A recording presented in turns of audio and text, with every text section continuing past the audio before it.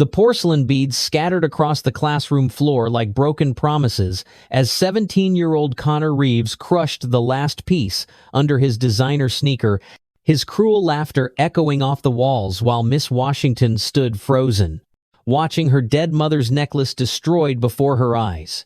In that moment, the quiet literature teacher, everyone dismissed as weak, made a decision that would send 3 students to the emergency room and expose a dark secret about who she really was beneath those modest cardigans. But what drove a star athlete to target a grieving teacher? And why did the school administration turn a blind eye until blood stained the gymnasium floor? Amara Washington had been teaching at Franklin Roosevelt High School in North Philadelphia for exactly 3 months, when her carefully constructed world began to unravel at 28. She was the youngest teacher in the English department.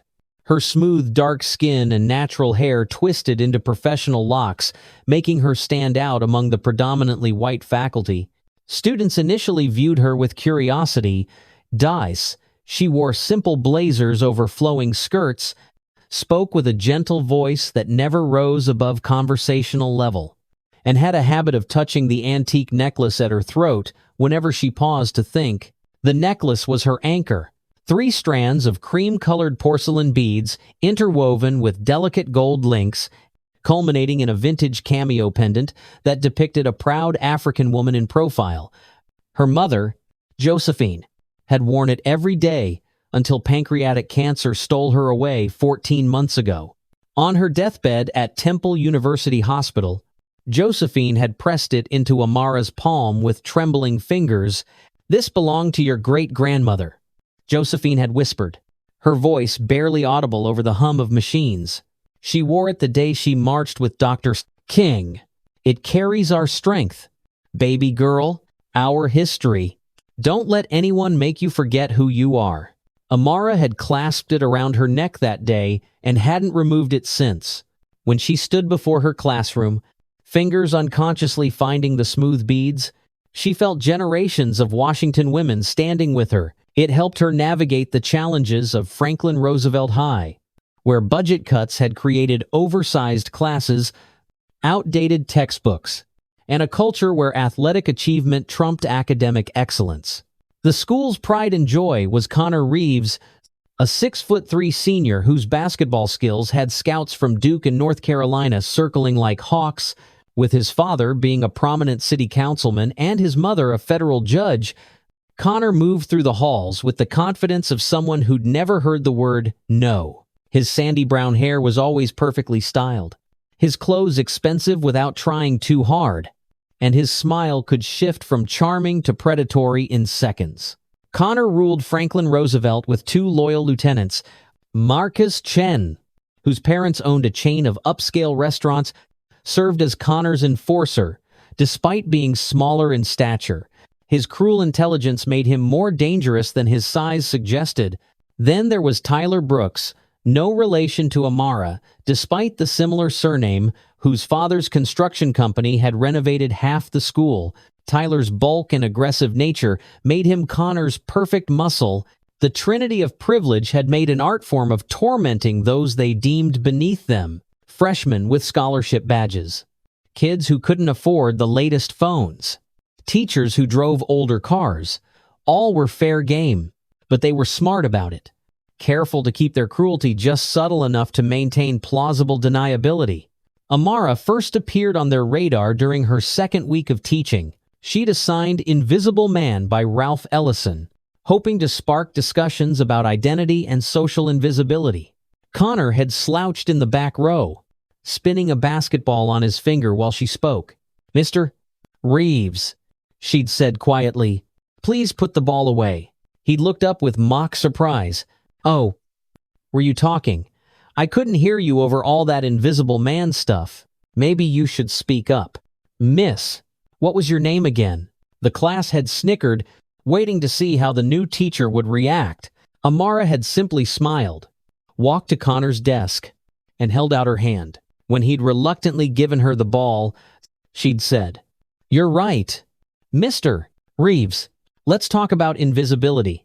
Who feels invisible in this classroom right now?"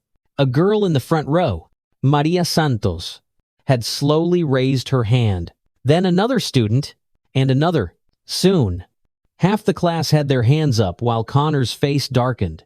Amara had turned the moment into a powerful discussion about feeling unseen, unheard, undervalued. Connor had left that day with his jaw clenched, unused to being outmaneuvered. From then on, he made Amara his special project. It started small, accidentally knocking her papers off her desk when he passed, making comments about her boring teacher clothes, laughing loudly during her lessons. Marcus would back him up with subtle jabs about the books she chose, always dancing on the edge of racial implications without quite crossing the line. Tyler would loom behind her in the hallways, using his size to make her uncomfortable without actually touching her. Amara documented each incident in a small notebook, following protocol. She spoke to her department head, Mrs. Patricia Ellington, a woman nearing retirement, who seemed more interested in avoiding waves than addressing problems. "Boys will be boys," Patricia had said, not looking up from her crossword puzzle. "Connor's under a lot of pressure with basketball season coming up. Just try to work with him." The vice principal, Mr. James Morrison, had been even less helpful. "Miss Washington, Connor Reeves is this school's ticket to national recognition. His father's connections have brought in funding we desperately need. I'm sure you can find a way to manage your classroom without making mountains out of molehills." The message was clear. Connor was untouchable. Amara swallowed her frustration and tried different approaches. She offered after-school tutoring, modified assignments to connect with students' interests, even tried incorporating sports metaphors into her lessons. Nothing worked. Connor's harassment escalated, becoming a daily performance for his crew's amusement. The breaking point came on a gray Thursday in November. Amara had spent the previous night at her father's house, going through her mother's things. They'd found letters Josephine had written, but never sent, including one addressed to Amara. "My daughter, never let them dim your light. You come from warriors, teachers, and healers. Stand tall." Even when standing costs everything, she'd worn her mother's necklace to school that day with renewed purpose. Drawing strength from its weight against her chest, her lesson plan focused on Toni Morrison's Beloved, exploring themes of trauma, memory, and resilience. She'd prepared carefully. Knowing Connor would try to derail the discussion, class started smoothly. Students engaged with the material, sharing insights about how the past haunts the present. Even some of Connor's usual audience seemed invested. Then Connor arrived 15 minutes late, slamming the door behind him. "Sorry, Miss Washington," he drawled, not sounding sorry at all. "Had to handle some recruitment stuff. You know, things that actually matter for my future." He sauntered to his seat, deliberately knocking books off other students' desks along the way. Marcus and Tyler, already in their seats, grinned in anticipation. Amara continued her lesson, but Connor wasn't having it. He started a running commentary, making jokes about the character names, questioning why they had to read depressing stuff about slavery, and suggesting they'd learn more from watching ESPN. "Mr. Reeves," Amara finally said, "if you're not interested in participating constructively, you're welcome to report to the principal's office." Connor's eyes glinted dangerously. "Oh, I'm very interested, Miss Washington. I'm interested in why you think this stuff matters. I mean, slavery ended like 1,000,000 years ago. Why can't people just get over it?" The classroom went silent. Maria Santos looked like she wanted to sink into her desk.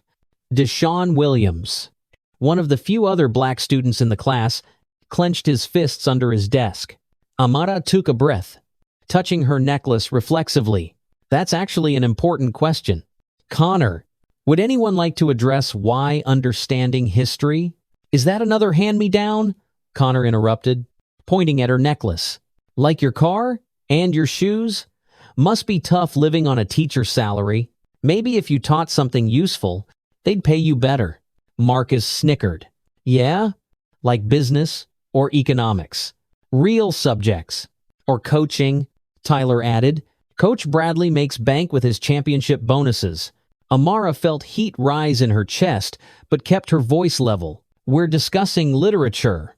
Gentlemen, if you have thoughts about the text.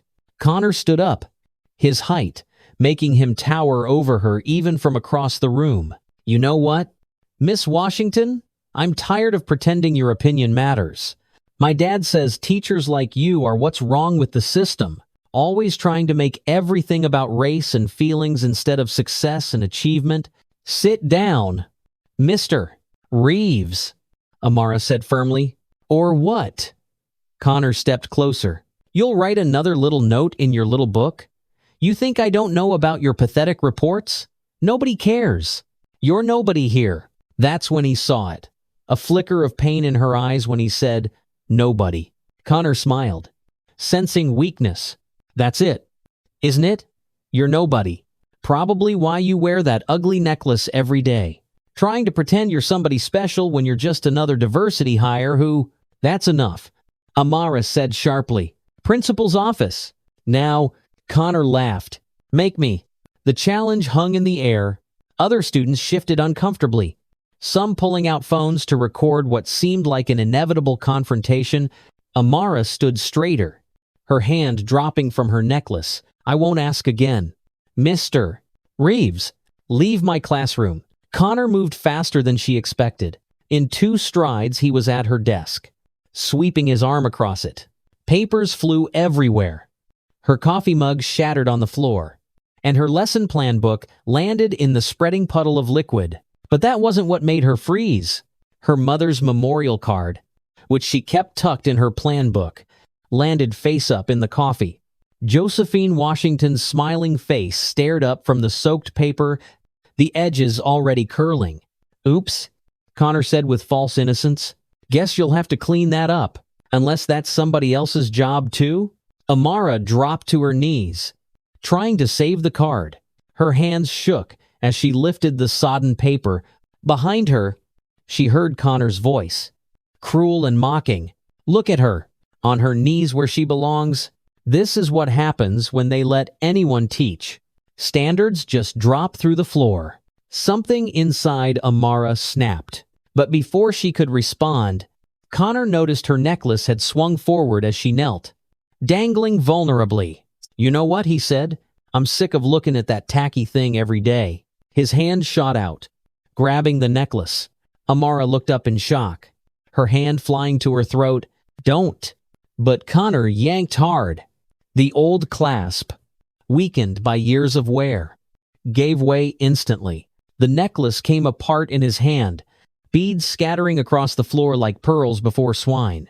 The cameo pendant hit the ground with a distinct crack. Time seemed to stop. Amara watched in horror as the beads rolled in every direction, some disappearing under desks, others bouncing off the walls. The gold links lay twisted on the floor like broken promises. The cameo, her great-grandmother's face, now showed a jagged line across its surface. No, she whispered, scrambling on her hands and knees, trying to gather the beads. No, no, no. Connor laughed, grinding his heel on several beads, crushing them to powder. What's wrong, Miss Washington? Just some old junk, right? Like everything else about you? Marcus kicked more beads under the radiator while Tyler stepped on the cameo, finishing what the fall had started. The porcelain face split completely, the proud profile now unrecognizable fragments. Stop! Maria Santos cried out. That's her mother's, her dead mother's. Connor shrugged. So, my mom throws out old jewelry all the time? It's called moving on. Maybe Miss Washington should try it instead of living in the past like what? Amara's voice was different now. She'd stopped trying to collect the beads. Instead, rising slowly to her feet, her hands weren't shaking anymore. Finish your sentence. Connor. Something in her tone made him hesitate. The tears that had been in her eyes moments before were gone, replaced by something harder, colder. But Connor was too committed to back down now, especially with everyone watching, like some people who can't accept their place. He finished, though with less confidence than before. Amara nodded slowly. My place. She looked around the classroom at the scattered remains of her mother's necklace. Then back at Connor, you want to talk about knowing one's place? She walked to the door and locked it. Several students gasped. This wasn't normal teacher behavior, Miss Washington, Maria ventured nervously. Everyone except Connor, Marcus, and Tyler moved to the back of the room. Now, her voice carried an authority that hadn't been there before. Students scrambled to comply. Something in her demeanor, triggering instinctive obedience. Connor tried to laugh it off. What? You gonna lecture us? Call security? Good luck with that. My dad will have your job by... Your father? Amara interrupted. Is going to be very interested in what happens next. She removed her blazer, folding it carefully and placing it on a student's desk. Underneath, her arms showed definition that the loose jacket had hidden. You see, Connor, you were right about one thing. I do know about places. She rolled her shoulders, loosening muscles with practiced ease. I know about the place where grief lives. I know about the place where rage sleeps. And I know about the place where patience ends. Marcus started edging toward the door. This is crazy. You can't what? Amara asked conversationally, moving to block his path with fluid grace. Can't defend myself? Can't stand up to 3 students who've harassed me for months? Can't be more than the nobody you've decided I am? Tyler, the biggest of the 3, stepped forward. You touch us, and it's assault. You'll go to jail. Amara smiled then, and it wasn't a teacher's smile. Assault. Interesting word choice. Tyler, like when Connor grabbed my necklace? Like when you 3 have been physically intimidating me for weeks? Like right now, when you're moving toward me in a threatening manner? She was right. Tyler had unconsciously shifted into an aggressive stance. His bulk meant to intimidate. Connor and Marcus flanked him, forming a semicircle that would look damning on any security footage. See, boys, Amara continued, her voice almost gentle. You've made a fundamental error. You assume that because I choose to be gentle, I must be weak. Because I choose to teach, I must not know how to fight. Because I choose patience, I must not have limits. She touched the spot where her necklace used to rest. That necklace survived my great-grandmother's march from Selma. It survived my grandmother's fight to integrate her workplace. It survived my mother's battle with cancer. And in 3 minutes, you destroyed it because you could be Dill. Because you thought there would be no consequences. Connor's bravado finally cracked. Something in Amara's stance, the way she'd shifted her weight, the calm in her voice, it all screamed danger. Look, maybe I went too far. I'll pay for a new necklace. You'll pay. Amara agreed, but not with money. What happened next would be debated in whispers throughout Franklin Roosevelt High for years to come. 3 versions emerged, each more incredible than the last. But the security footage told the real story.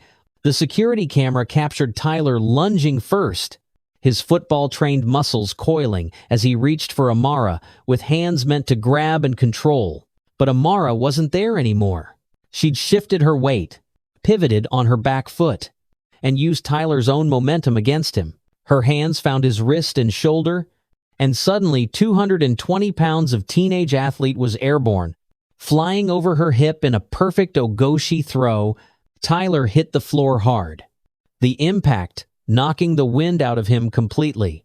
He lay there gasping like a fish out of water, his eyes wide with shock and pain. Marcus tried to scramble for the door, but Amara was already moving. She didn't chase him. Instead, she simply stepped into his path, and when he tried to shove past her, she caught his arm, stepped behind his leg, and executed a textbook osotogari. Marcus went down even harder than Tyler, his head bouncing off the linoleum with a sound that made several students gasp. He didn't get back up, groaning and clutching his skull. Connor stood frozen, his brain trying to process what he'd just witnessed. His 2 best friends, both athletes, had been dropped in seconds by a woman who weighed maybe 130 pounds. You're insane, he breathed, backing toward the windows. "You can't do this. I'll sue. My father will destroy you." Amara advanced slowly, her movements deliberate and controlled. "Your father? Always hiding behind your father. Tell me, Connor, what happens when Daddy isn't here to protect you? When your last name doesn't mean anything? When you're just another bully who finally picked the wrong target?" Connor tried to throw a punch, a wild haymaker that telegraphed his intentions from a mile away. Amara didn't even need judo for this one. She stepped inside his reach, caught his arm, and drove her palm into his solar plexus. Not hard enough to cause serious damage, but hard enough to double him over. As he gasped for air, she swept his legs. And Connor Reeves, star athlete and golden boy of Franklin Roosevelt High, found himself flat on his back with Amara's foot on his chest. "Stay down," she said quietly. "All three of you, stay down and listen." The classroom was dead silent except for the labored breathing of the three boys. Every student had their phone out, recording from multiple angles. Amara didn't care. Let them record. Let everyone see. "You wanted to know about my place?" she said, looking down at Connor. "I'll tell you. My place is wherever Josephine Washington's daughter chooses to stand. My place is in front of students who deserve better than bullies and cowards. My place is right here, right now, teaching you a lesson you should have learned years ago." She stepped back, allowing Connor to roll onto his side, coughing. "That necklace you destroyed? My great-grandmother wore it when she faced down police dogs in Alabama. My grandmother wore it when she became the first black woman to argue a case before the Pennsylvania Supreme Court. My mother wore it through 37 rounds of chemotherapy, never taking it off, because she said it reminded her that Washington women don't quit." Tyler had managed to push himself up on his elbows, his face pale. Marcus was sitting up, a knot already forming on his forehead. Connor just lay there, all his arrogance drained away. "And you crushed it under your feet like it was garbage." Amara continued. "Because you could. Because you thought I was weak. Because you've never faced real consequences in your privileged little lives." She walked to her desk, picked up her phone, and dialed 3 numbers. "Yes. I need paramedics at Franklin Roosevelt High School. Room 237. 3 students injured during a physical altercation. They attacked a teacher and were subdued in self-defense. Yes. I'll remain here." As she hung up, Connor found his voice. "You're lying. We didn't attack you. Everyone saw. Everyone saw you destroy my personal property." Amara interrupted. "Everyone saw Tyler advance on me in a threatening manner. Everyone saw Marcus try to physically push past me. Everyone saw you throw a punch. And everyone saw me defend myself with reasonable force." She looked around the room at her students. "And I'm betting at least a few of you have recordings of the weeks of harassment that led up to this. Don't you?"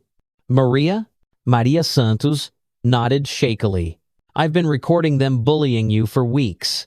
"Miss Washington, I wanted to help but didn't know how. I have videos too," Deshaun Williams added. Connor saying racist stuff, throwing things. All of it. More students chimed in. Apparently, Connor's reign of terror had created more documentation than he'd realized.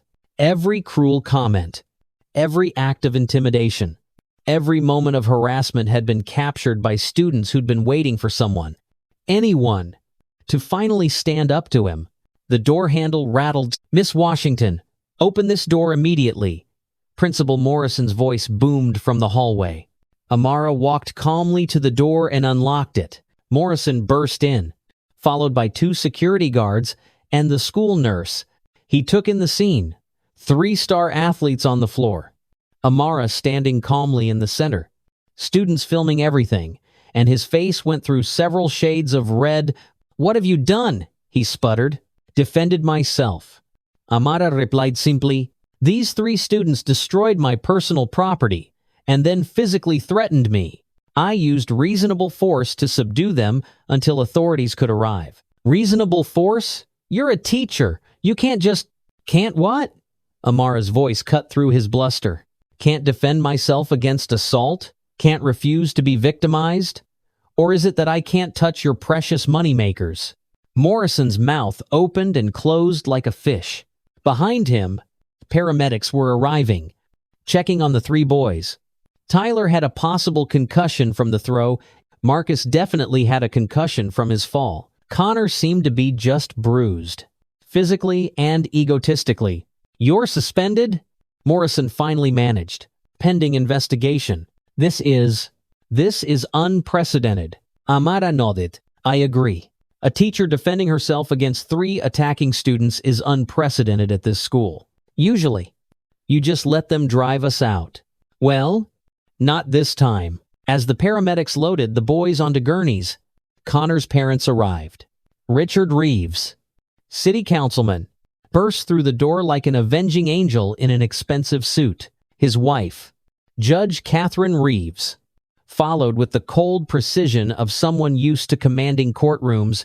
"What happened to my son?" Richard demanded. His face purple with rage, Morrison started babbling explanations, but Amara cut him off. "Your son destroyed a priceless family heirloom, assaulted me, and was injured when I defended myself. Everything is on camera. Multiple angles. Multiple witnesses." Catherine Reeves studied Amara with sharp eyes. "You're the new English teacher?" "Washington. That's correct. And you claim my son attacked you?" "I don't claim anything. I state facts. Your son has been harassing me for months, with full documentation. Today he destroyed my deceased mother's necklace and then physically assaulted me along with his friends. I defended myself." Richard started to speak, but his wife silenced him with a gesture. She was studying Amara more carefully now, taking in the controlled stance, the calm demeanor, the complete lack of fear. "Where did you train?" Catherine asked quietly. The question seemed to surprise everyone. Amara Tillia Hill. "I'm sorry? Your stance, your movements, the way you're controlling your breathing. You're trained." "Where?" For the first time since the confrontation began, Amara smiled slightly. "You have a good eye." Judge Reeves. I trained in Judo for 15 years before law school. Made it to nationals twice. So I'll ask again, where did you train? "Kodokan Judo Institute." Amara replied. "Tokyo. 3 years." The judge's eyebrows rose. "Kodokan doesn't accept just anyone. You must have been junior world champion." Amara finished. 2016. Retired after my mother got sick. The room went silent. Even Richard Reeves stopped blustering. The Kodokan was the worldwide headquarters of Judo, founded by the art's creator. Training there was like a basketball player training with the Lakers. "You're that, eh?" "Washington." Catherine breathed. "I watched your match against the Brazilian in the finals. That Uchi Mata was perfect." "Thank you." Richard found his voice. "I don't care if she's an Olympic champion. She assaulted my son. I'll have her teaching license." "Her freedom." "Richard," Catherine said sharply. "Be quiet." She turned back to Amara. "My son destroyed your property?" "My mother's necklace. A family heirloom from the civil rights era. He ripped it off my neck and destroyed it deliberately. Your son and his friends then physically threatened and assaulted me." Catherine nodded slowly. "And you used Elf. What? Ogoshi on the Brooks boy? Osotogari on Chen? Your eye is still sharp." "And Connor?" Palm strike to the solar plexus, followed by a basic foot sweep. Nothing that would cause permanent damage. Catherine turned to her husband. "We're leaving." "What? Catherine? We can't just." "Our son assaulted a teacher who happens to be a world-class martial artist, who showed incredible restraint. She could have killed all 3 of them." "Richard." "Instead, she used exactly enough force to neutralize the threat without causing serious harm. We're lucky she has discipline." She looked at Morrison. "I assume you'll be conducting a full investigation, including reviewing the weeks of harassment my son apparently subjected Miss Washington to?" Morrison sputtered. "Well, I thought so." Catherine turned back to Amara. "Miss Washington, on behalf of my family, I apologize for my son's behavior. I assure you, there will be consequences at home, severe consequences." As the paramedics wheeled Connor past, Catherine stopped the gurney. "Connor, look at me." Her son, pale and scared, met her eyes reluctantly. "You're done with basketball," she said coldly. "You're done with your car. You're done with your allowance. And you're going to spend the rest of the school year in therapy learning why what you did was wrong." If Miss Washington chooses to press charges, and she has every right to, W will accept responsibility and face the consequences like a man. Not like the spoiled child you've apparently become. Connor's eyes filled with tears. "Mom, please. Basketball is everything. The Scouts. Should have thought of that before you assaulted a teacher." Catherine's voice was ice. "You're lucky she didn't break your arm. In her position, I might not have been so restrained." As the chaos gradually settled and the room emptied, Amara found herself alone with her remaining students. They stared at her with a mixture of awe and uncertainty. "Miss Washington," Maria finally ventured, "are you really a world champion?" Amara sighed, suddenly feeling the weight of the morning's events was a lifetime ago. "Why didn't you tell anyone?" Deshawn asked. "You could have shut Connor down from day one if people knew, because that's not who I choose to be," Amara said, moving to the front of the room where the remains of her necklace still lay scattered. "I'm a teacher. I wanted to be respected for that. Not feared, because I can throw someone through a wall." She knelt, gathering the broken pieces with gentle hands. A few beads had survived intact, rolling into corners where they'd escaped the destruction. The cameo was destroyed beyond repair, but she collected the fragments anyway. "Besides," she continued, "my mother taught me that strength isn't about what you can do to others. It's about what you can endure for the sake of what's right." She held up a single intact bead, cream-colored and smooth. "She wore this necklace through pain I can't imagine, and never once used her suffering as an excuse to be cruel, but they destroyed it," Maria said, tears in her eyes. "Something that meant everything to you. They destroyed the physical object." Amara corrected gently, "They can't destroy what it represented. My mother's love, my grandmother's courage, my great-grandmother's determination. Those things live in here." She touched her chest. "And in the lessons I choose to teach, the students I choose to lift up, the difference I choose to make." The next weeks were a whirlwind. The video of the confrontation went viral, not just in school but across social media. Teacher Judo flips bullies became a trending topic. News outlets picked up the story, especially after someone leaked the weeks of harassment videos that students had recorded. Connor, Marcus, and Tyler were all suspended pending expulsion hearings. Connor's basketball scholarship offers evaporated overnight. Marcus's parents pulled him from Franklin Roosevelt entirely. Tyler ended up in an alternative school program. But the real changes ran deeper. Principal Morrison, faced with overwhelming evidence of his failure to protect a teacher from harassment, took early retirement. The new principal, Dr. Janet Crawford, implemented zero-tolerance policies for bullying that actually had teeth. Amara was cleared of any wrongdoing after a brief investigation. The security footage clearly showed self-defense, and the judge assigned to review the case, not Catherine Reeves, who recused herself, commended Amara for her restraint. "Most people with your training would have done far worse when attacked," Judge Patterson noted. "You used precisely the amount of force needed to protect yourself and no more. This is textbook self-defense." The strangest development came 3 weeks later. Amara was in her classroom after school, grading papers. When someone knocked on her door, she looked up to see Connor Reeves standing there.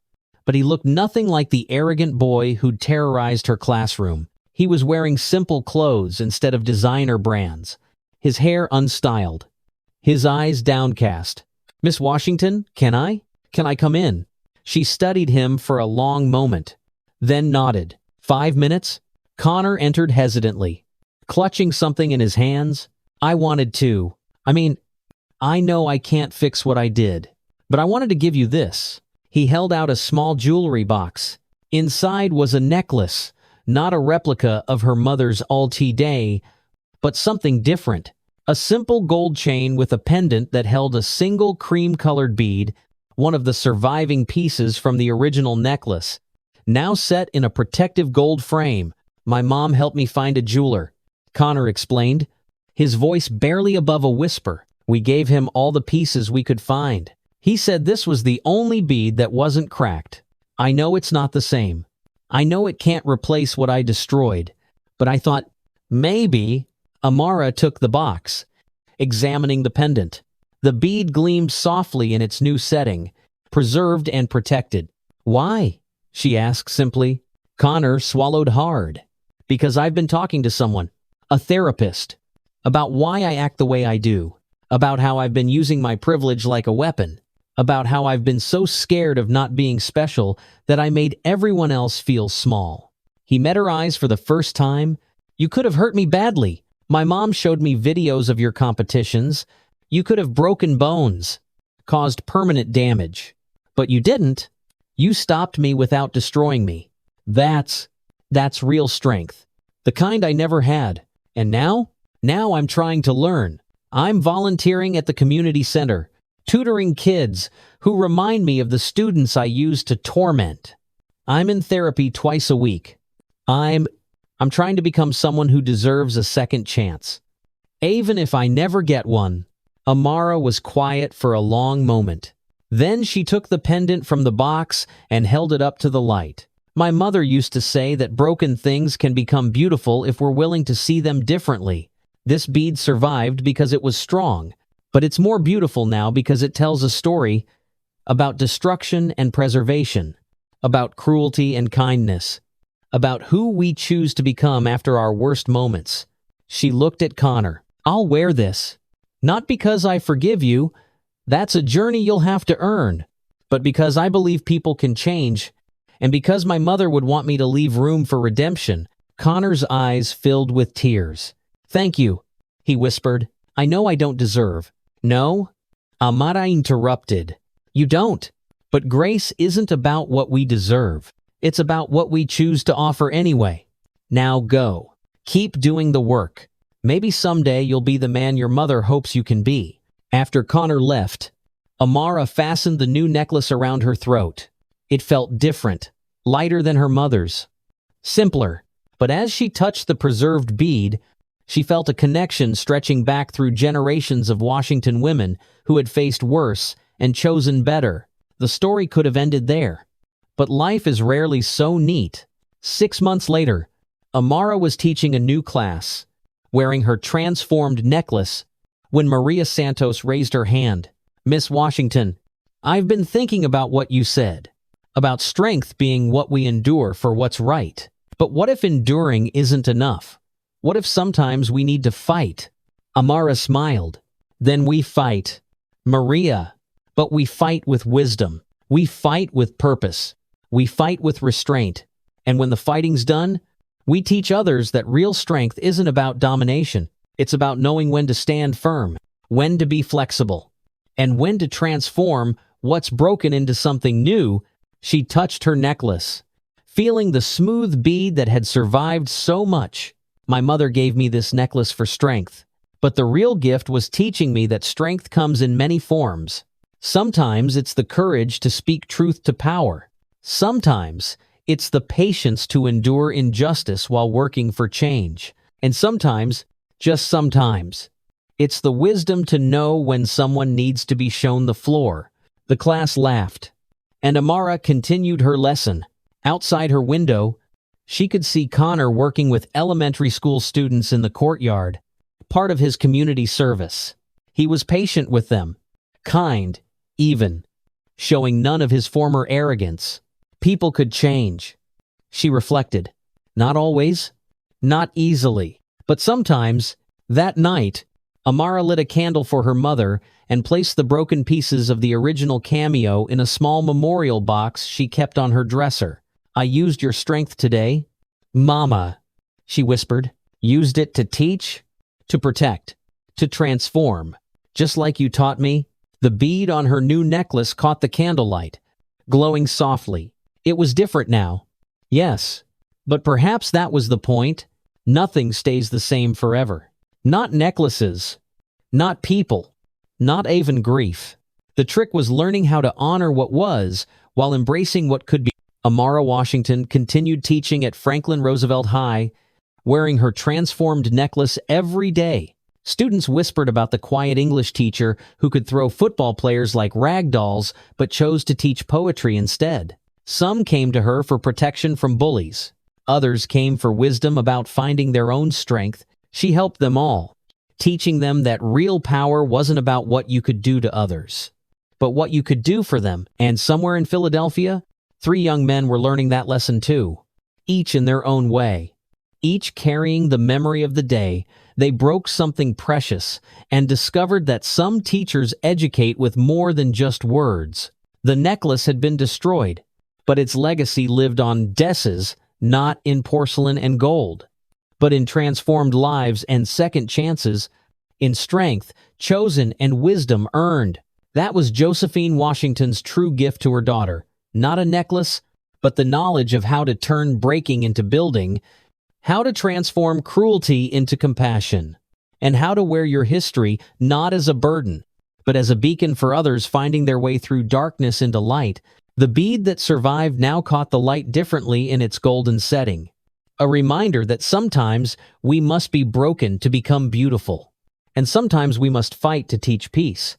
The porcelain beads scattered across the classroom floor like broken promises as 17-year-old Connor Reeves crushed the last piece under his designer sneaker, his cruel laughter echoing off the walls while Miss Washington stood frozen, watching her dead mother's necklace destroyed before her eyes. In that moment, the quiet literature teacher, everyone dismissed as weak, made a decision that would send 3 students to the emergency room and expose a dark secret about who she really was beneath those modest cardigans. But what drove a star athlete to target a grieving teacher? And why did the school administration turn a blind eye until blood stained the gymnasium floor?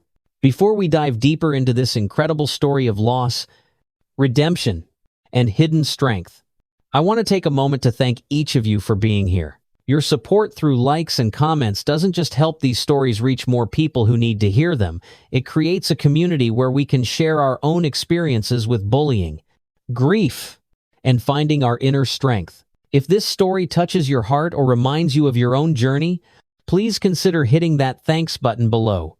Your donations, no matter how small, help me continue bringing these powerful narratives to life. Each stories that might give someone the courage to stand up for themselves or the wisdom to offer second chances.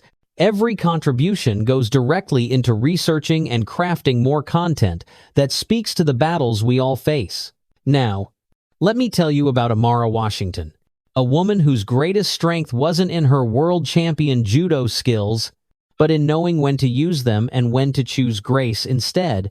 Previous story continues from Amara Washington had been teaching at Franklin Roosevelt High School through 2, and sometimes we must fight to teach peace. 3 years later, Amara stood before a packed auditorium at Temple University, the same hospital where her mother had passed, now hosting a conference on conflict resolution in education. She wore her transformed necklace, the single bead catching the stage lights as she adjusted the microphone. The day 3 students destroyed my mother's necklace, she began, her voice carrying to the farthest corners of the room. I had a choice. I could have ended their athletic careers, their college dreams, their futures. I had the training, the justification, and in that moment, the rage. But my mother's voice stopped me, not telling me to turn the other cheek, but reminding me that true strength is knowing how much force to use and when to stop. In the audience, she spotted familiar faces. Maria Santos, now a freshman at Temple studying social work, Deshaun Williams, preparing for law school with dreams of becoming a civil rights attorney. And in the back row, almost hidden in shadow, Connor Reeves sat with a notebook, furiously taking notes. He was studying education now, working toward a teaching certificate with a focus on at-risk youth. We talk about zero tolerance in schools, amara continuid, but what we really need is zero tolerance for indifference. Zero tolerance for systems that protect bullies because of their last names or athletic ability. And yes, zero tolerance for violence. But with the understanding that self-defense isn't violence, its preservation. She touched her necklace, a gesture that had become second nature. This bead survived because it was strong, but also because it was flexible.